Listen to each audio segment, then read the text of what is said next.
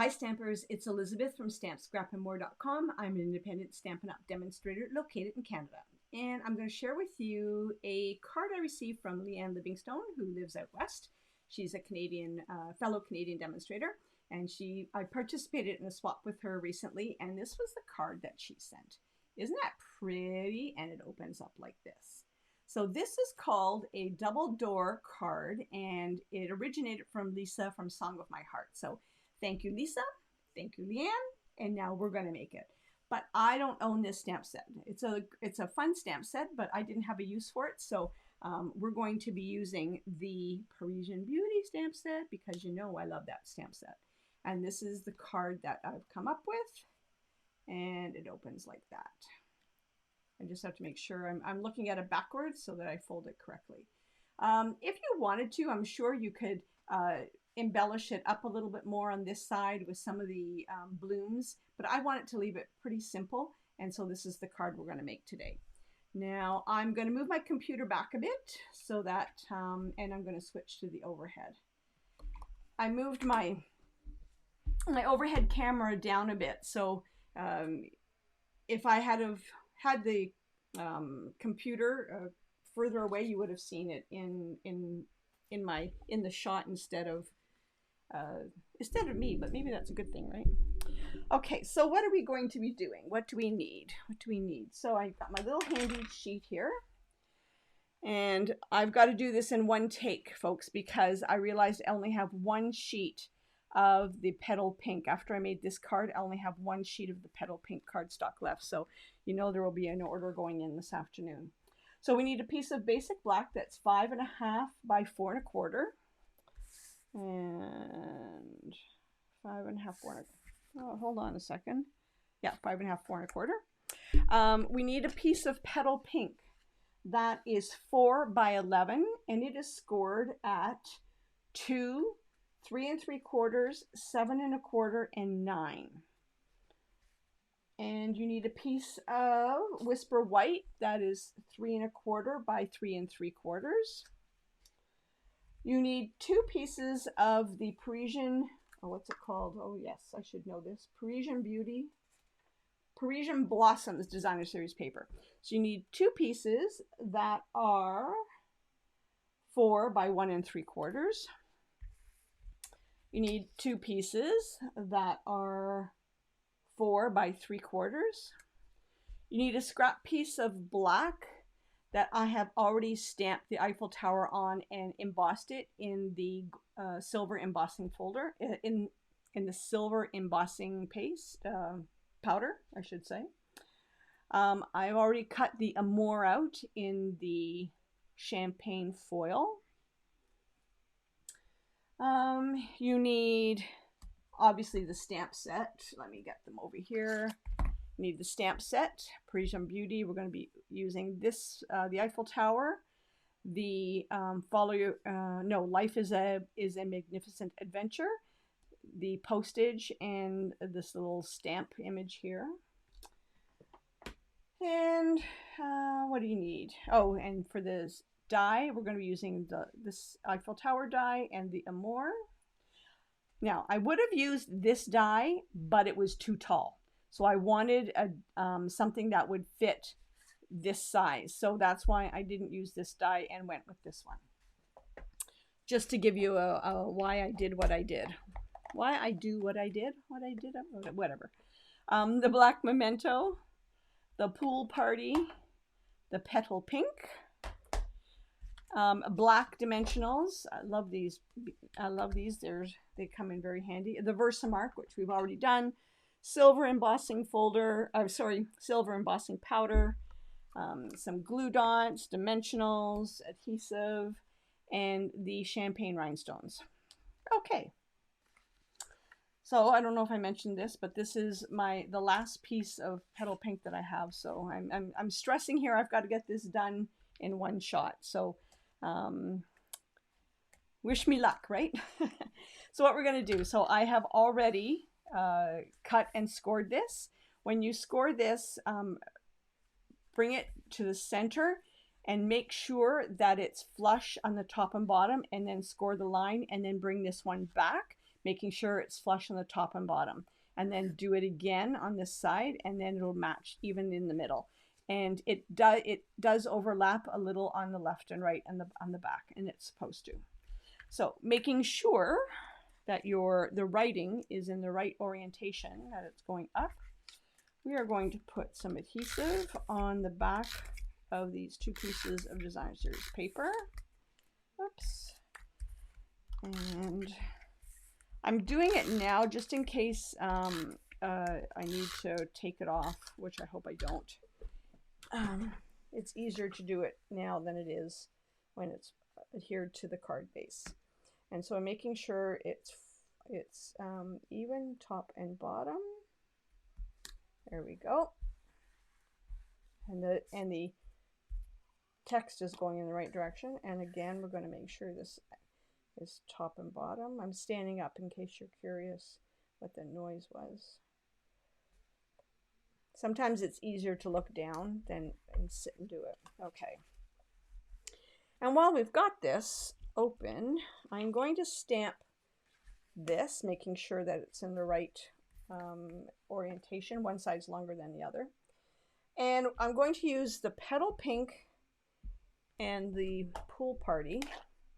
And first I'm going to take the Petal Pink and I'm going to stamp off once. And I'm just going to put it up here like that. Like that. And then I'm going to take the Pool Party. And I'm going to stamp that in full on top, just kind of like that. Oops, I think I just put my hand in the ink pad. And now we're going to take the black, or the black memento, and Life is a Magnificent Adventure. And oops, I keep hitting it.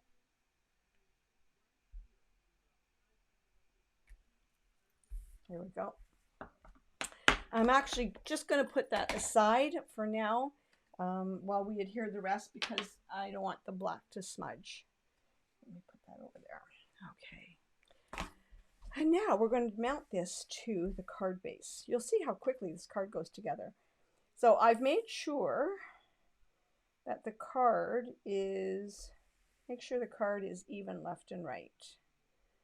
1, 2, 3, 4, 5, 6, 7, 8, 9, 10, 11. 1, 2, 3, 4, 5, 7, 8, 9, 10, 11. So I've got it in the middle, like that.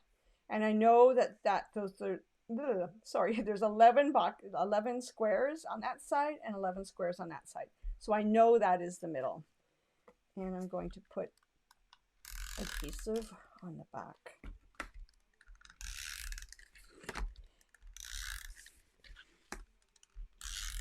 Okay. And now, oh, hold on one second. Just have to do a measurement here.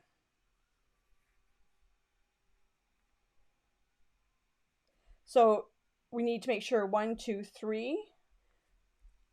So we need to make sure that it is 1, 2. This is why I love my grid paper. 1, 2, 3, 1, 2. So we have 3 boxes on the left and 3 boxes on the right. And that way we know we have it centered. And I'm going by the outside edge because this is a little bit longer than the inside, right?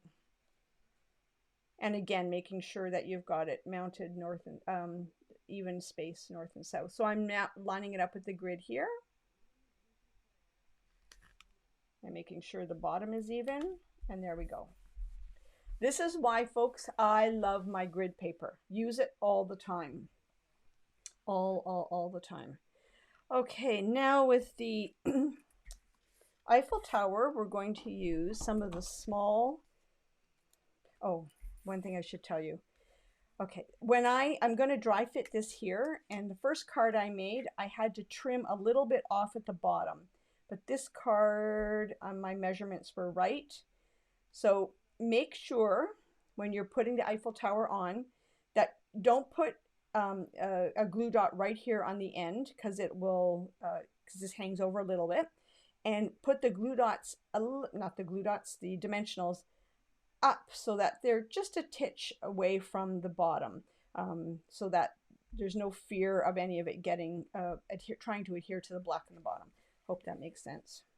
So I'm putting dimensionals like that. So I'm putting a dimensional here, so not right at that corner there, because that's going to stick out just a bit, right? And I'm going to put a dimensional there, and now I'm going to use some big uns. And I'm using the black dimensionals. I love these because they're black in color all the way around. Like, see that? And so when you're using especially black cardstock on something, I find, especially as delicate as this a card is, I don't want it to show any white. And I am going to cut a little piece here. Oh, look at this. I already have one to put in the middle. Like that. Okay. I'm going to take all the edges, all the backings off. And see, you can't see the dimensionals because they're black, right? When you use the white ones, they're so obvious.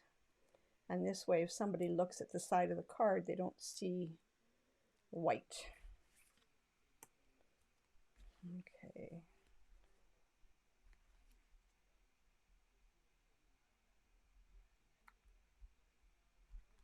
There we go. There's a dimensional. There is the Eiffel Tower that's on. Oh, now we're going to put these strips on, and they're going to go on this side and on this side. And actually, I should have done this before putting the Eiffel Tower on, but I just got so excited about putting on the Eiffel Tower that I just went for it and totally forgot about the sides.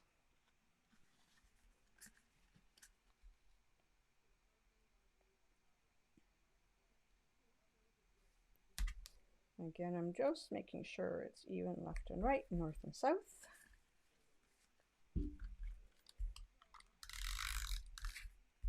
I hope it's a beautiful day where you are. I don't know what it's like out because I didn't go outside today, but it is beautiful. The sun is shining. I go back to work tomorrow. I've been off for a few days, actually for 5 days, and it's been very nice. I like being off work. And now this should be dry, and we're going to adhere that to the center on the inside.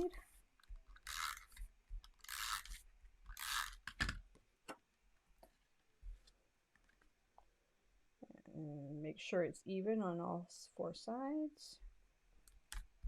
Oops, quite not even on the top, but that's okay. Now I'm going to sit back down again because I need to for this. Now this is the tricky part. This is the amour. And what we're going to do is, so the M, we're going to put glue dots on the back of the M, and we're going to put a glue dot at the top of the A, and I'm going to put a glue dot sort of right at the crook of between the M and the O, and we are going to adhere it on like that. And that way, all of the delicate parts, or it's not delicate parts, but it's secure on with the glue dots. I found if I didn't put between the M and the O, that was delicate and it was bending on me, so I decided to put a glue dot there and just move the amour over just a titch.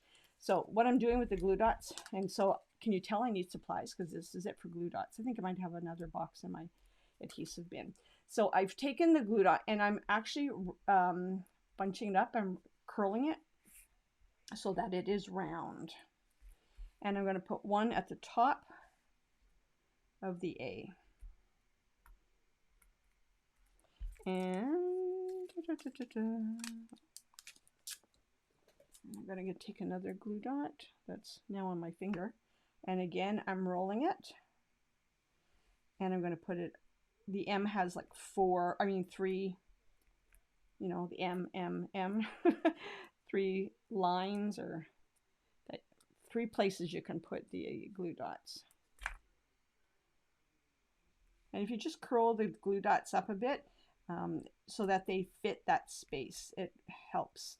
Also, because when you run something through the Big Shot, they tend to end up with a bit of a curve to them. So it's like a natural thing to be able to fill that space in. It probably doesn't make sense, but if you're use your die machine often, you'll know what I mean. Okay, and now I'm just taking and putting one here, sort of. I'm going to show you the back of what it looks like. So there we go. We've got, you can hardly even see them. We've got a glue dot up here, one on there, and one that comes down, and then a round on the O, just where the O, the M and the O connect. And I'm going to adhere it. Can you see this? Making sure it's straight. And I'm going to adhere the A down and the M. And the M I'm putting sort of where the hollow is of the Eiffel Tower, where it's just solid black. And that way it fills in that spot. So that's, there we go. Come on, camera. There we go. And now last but not least is my, oh here, I don't have my take your pick tool with me. It's in the bin. And I'm just going to put 3 random rhinestones down. Oops. No rhyme or reason as to where I'm putting them. Elizabeth, I just dropped another one. I love these rhinestones. I hope they carry over. Actually, I hope this whole suite, including the designer series paper, carries over, because it's awesome. So that's the card. Isn't that pretty? Now, like I said before, you could take some of the elements from the Blossom bundle, and if you wanted to, you could put some, like a collection up here, or like a, but I liked the simplicity of this and just how easy that was. So that's the card, and this is why I enjoy participating in swaps, because this is what inspired me from the card from Leanne Livingstone, and that inspired me. I just didn't have that stamp set, so I love this hobby for the fact that you can take one card design and create something totally different, and then yet take these elements and create yet a totally different card using the same elements, and it stands up like this. So I hope you enjoyed that card. See, there's my camera. And here's the microphone. So I hope you enjoyed the card, and have a great day, and I hope you get to stamp today. Take care.